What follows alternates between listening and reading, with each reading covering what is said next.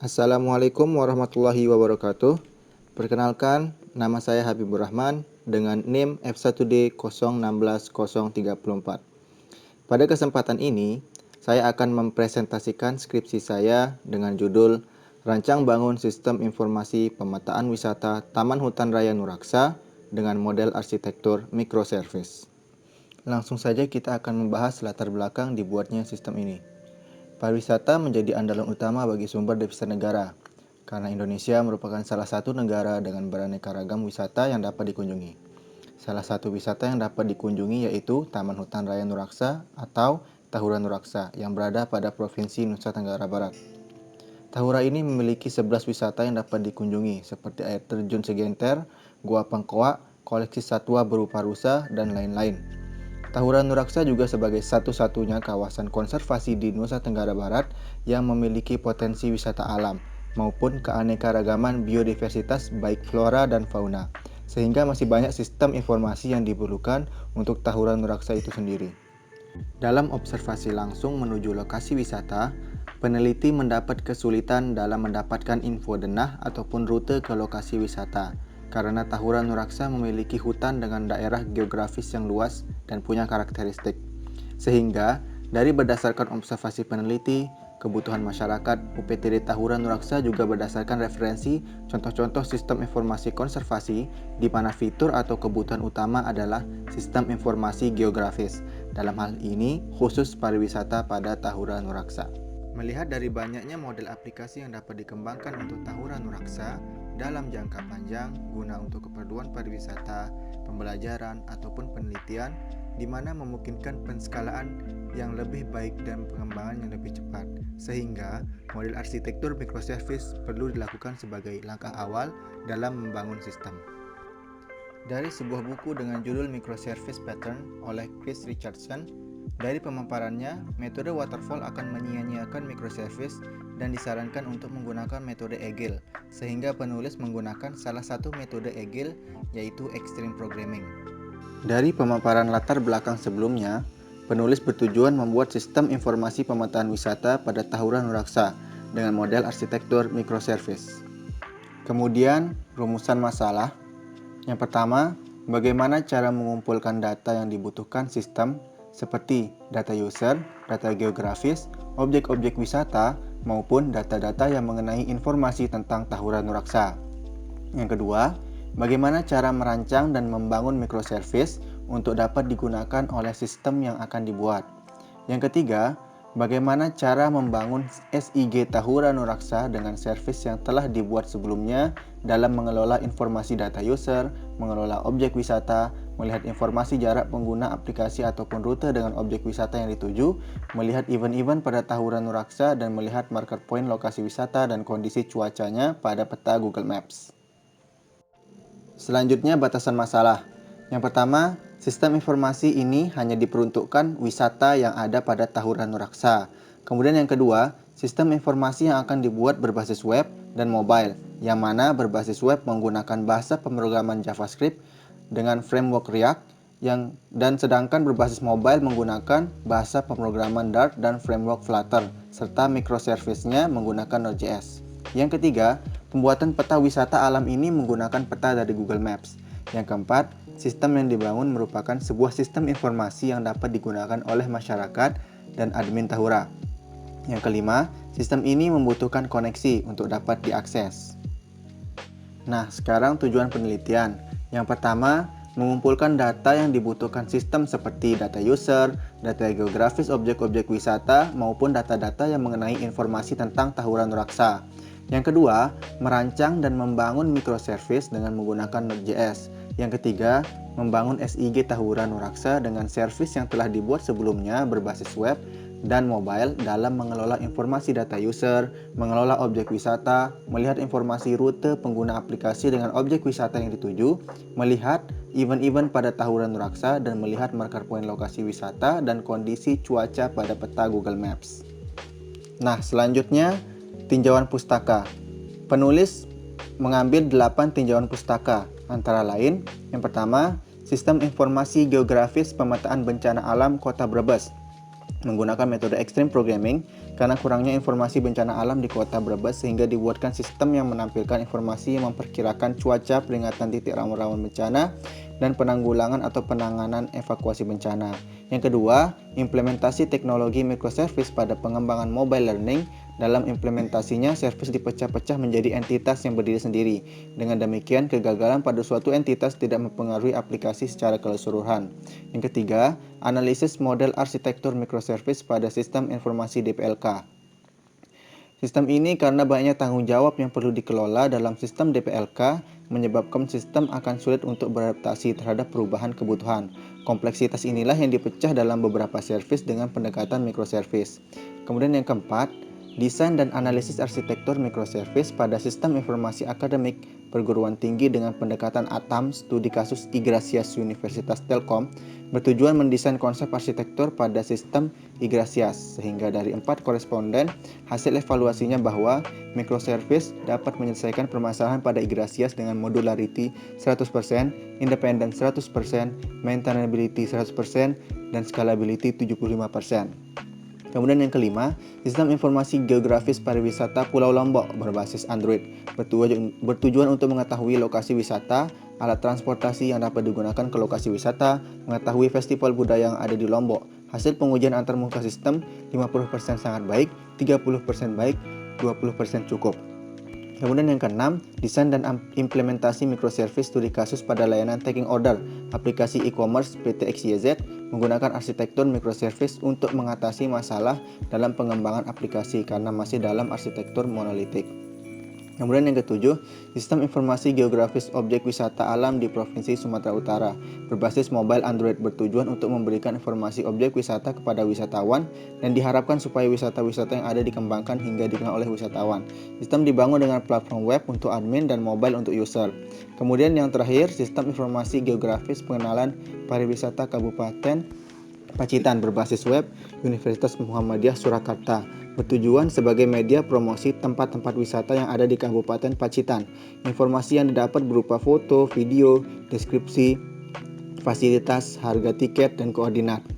Nah, dari 8 tinjauan pustaka tersebut, berdasarkan penelitian yang pernah dilakukan sebelumnya, penulis bermaksud untuk membangun sistem informasi geografis dengan metode pengembangan extreme programming dan arsitektur microservice dengan studi kasus pada Tahuran Nuraksa berbasis web dan mobile. Nah, kemudian metode pengembangan pada sistem ini menggunakan extreme programming, di mana extreme programming merupakan sebuah proses rekayasa perangkat lunak yang cenderung menggunakan pendekatan berorientasi objek, dan sasaran dari metode ini adalah tim yang dibentuk dalam skala kecil sampai medium, serta metode ini juga sesuai jika tim dihadapkan dengan requirement yang tidak jelas maupun terjadi perubahan-perubahan requirement yang sangat cepat. Adapun tahapan pada extreme programming sebagai berikut. Yang pertama, ada planning, yaitu tahap perencanaan dari mulai pengumpulan kebutuhan yang membantu tim teknis untuk memahami konteks bisnis dari sebuah aplikasi. Kemudian yang kedua ada desain, yaitu tahap mendesain aplikasi yang sederhana dari kebutuhan sistem yang diinginkan. Kemudian coding, yaitu merupakan kegiatan penerapan permodelan yang sudah dibuat ke dalam bentuk user interface dengan menggunakan bahasa pemrograman. Yang terakhir, testing, yaitu tahapan yang lebih fokus pada pengujian fitur dan fungsionalitas dari aplikasi. Kemudian pada sistem ini menggunakan arsitektur microservice, di mana microservice adalah kumpulan proses independen dan kecil yang berkomunikasi antara satu dengan yang lainnya untuk membentuk aplikasi kompleks yang agnostik terhadap bahasa API apapun.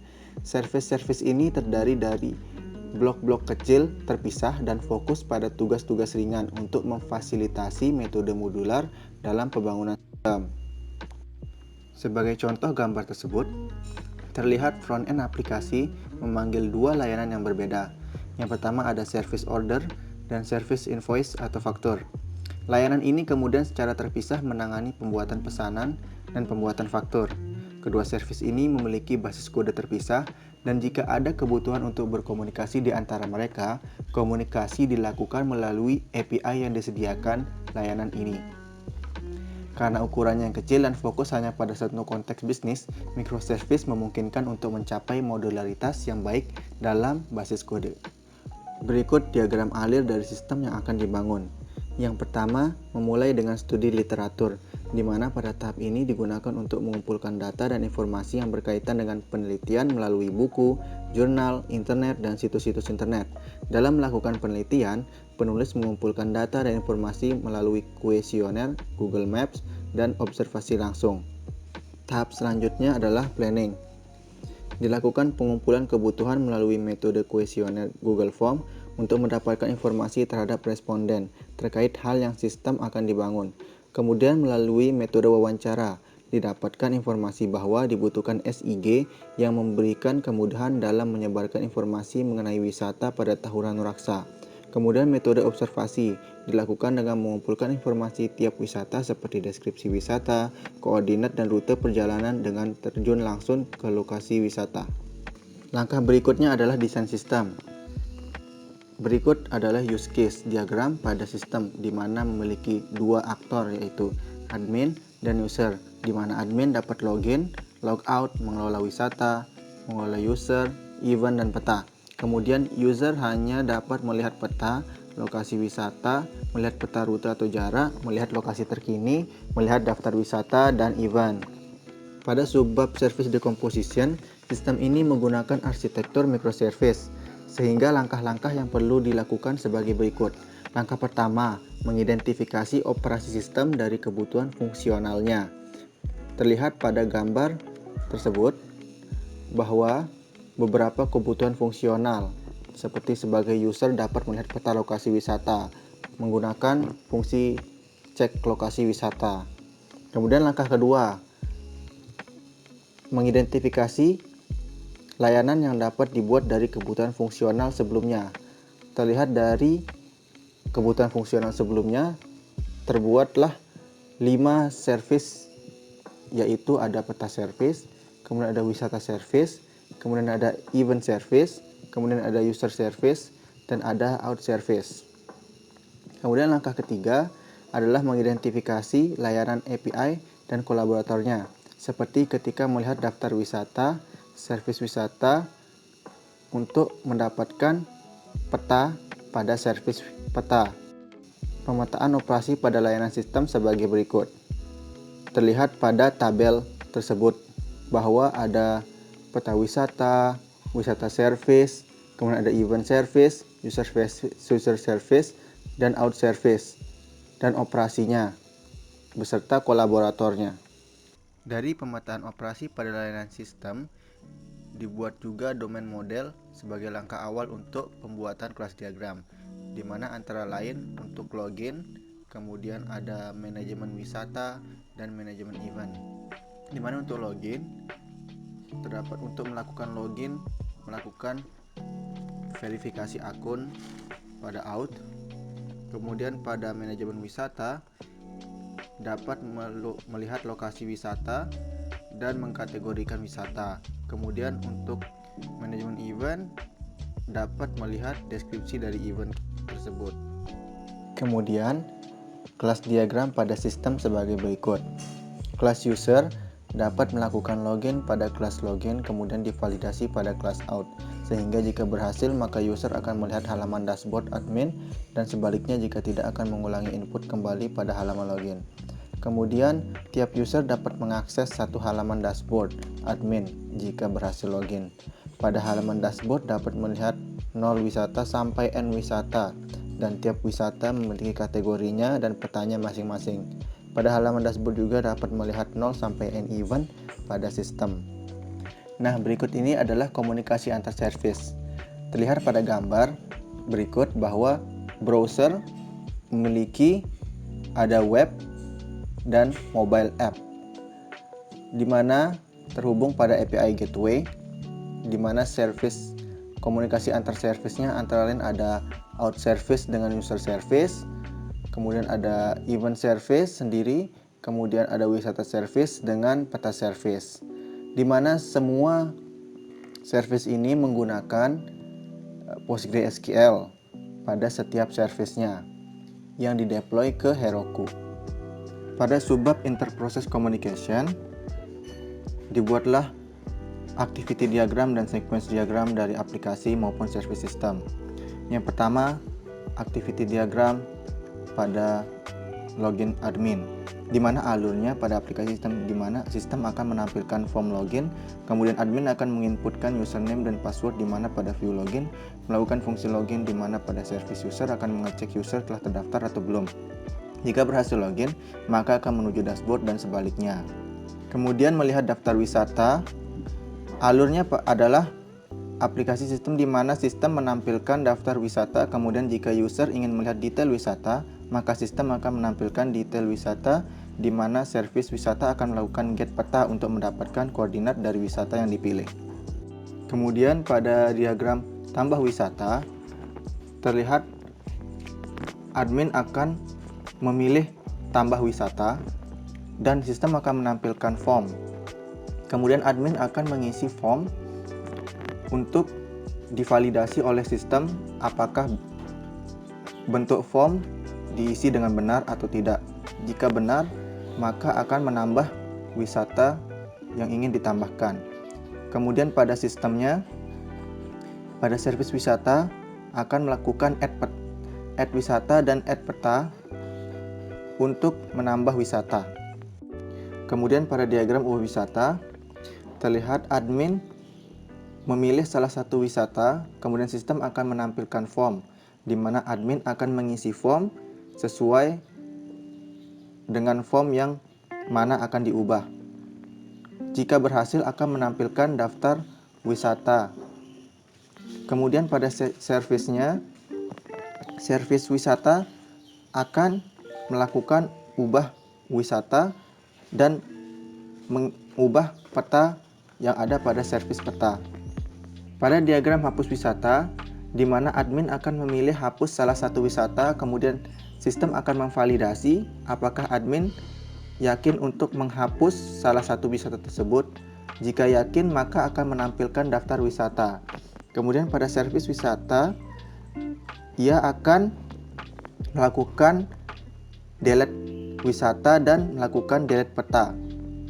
Kemudian pada diagram melihat profil, di mana sistem akan menampilkan profil dan admin dapat melihat profil, di mana servis yang digunakan adalah servis user untuk melihat profil.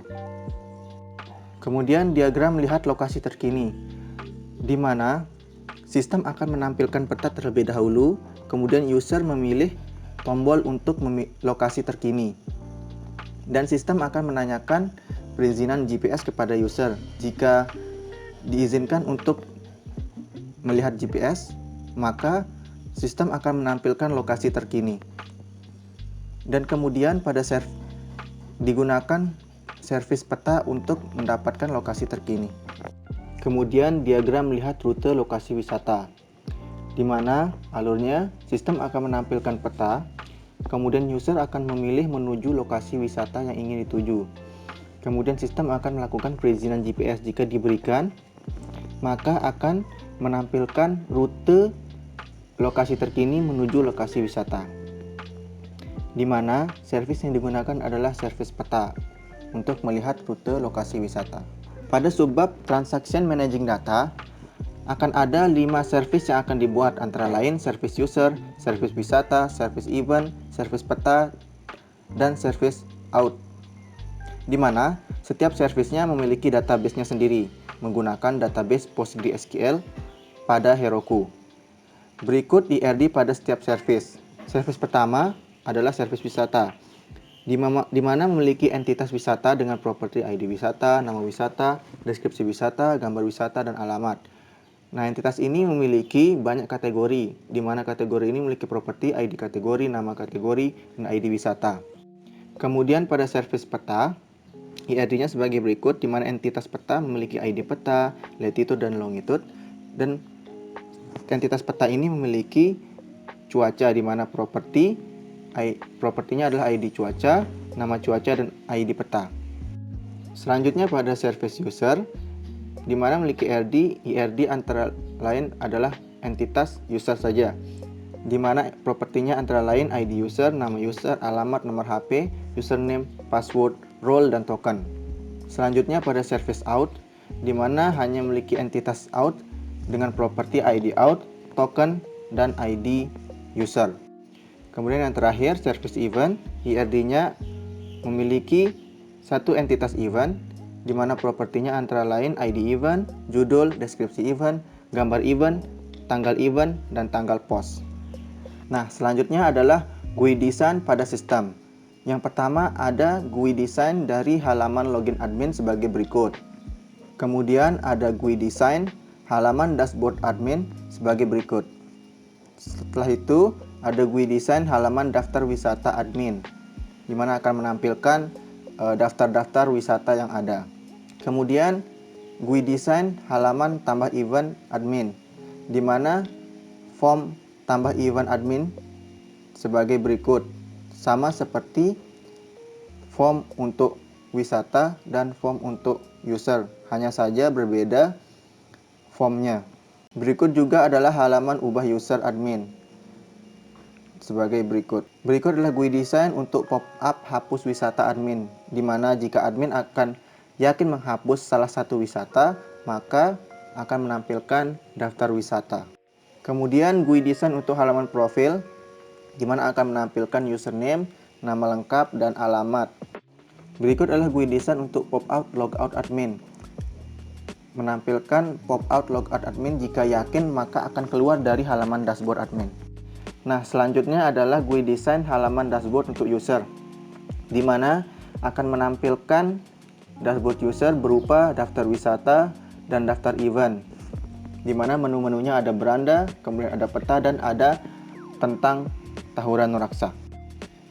Kemudian GUI design untuk halaman peta user, di mana user nanti akan dapat memilih wisata yang akan dituju dan dapat melihat rutenya. Dan ada tombol untuk melihat lokasi terkini pada pojok kanan bawah. Nah, selanjutnya ini adalah GUI design halaman dashboard mobile untuk user, di mana menunya antara lain ada beranda, peta, dan tentang Tahura Nuraksa.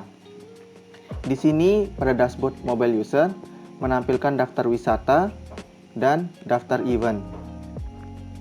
Jika salah satu wisata atau salah satu event diklik, maka akan menampilkan detail dari wisata atau event tersebut. Selanjutnya adalah menu pada peta. Nah, pada halaman peta mobile user ini akan menampilkan sama seperti pada web, menunjukkan lokasi terkini, dan jika memilih salah satu lokasi wisata akan menampilkan rute di mana jalur untuk menuju lokasi wisata. Nah, untuk desain sistem telah dilakukan, maka tahap untuk developing dilakukan ketika tahap perancangan diimplementasikan ke dalam bahasa pemrograman. Pada developing web akan menggunakan bahasa pemrograman JavaScript dengan framework React.js, kemudian pada bahasa pemrograman Dart dengan framework Flutter untuk mobile-nya, dan service-service akan dibangun dengan Node.js. Testing microservice juga dilakukan agar mengetahui fungsionalitas dari service tersebut berjalan dengan lancar menggunakan unit testing dan integration testing.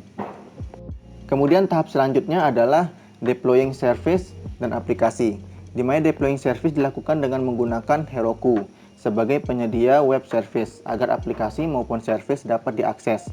Deploying dilakukan pada setiap project kecuali mobile yang penerapannya langsung pada smartphone. Kemudian pengujian aplikasi. Nah, pengujian aplikasi ini melakukan dengan metode black box testing, di mana black box testing merupakan pengujian yang berfokus pada pengujian fungsionalitas suatu program. Nah, penulis menggunakan salah satu jenis pengujian black box testing, yaitu teknik equivalence partitioning atau IP, di mana penulis gunakan untuk menguji masukan serta membagi masukan ke dalam kelompok-kelompok berdasarkan fungsinya, sehingga didapatkanlah sebuah test case yang akurat. Berikut test case dari test case untuk form login. Nah, ini adalah test case dari form untuk tambah event. Kemudian ini adalah test case form untuk ubah user. Selanjutnya pengujian juga dilakukan dengan metode MOS atau Mean Opinion Score untuk mengetahui unjuk kerja dari sistem ini.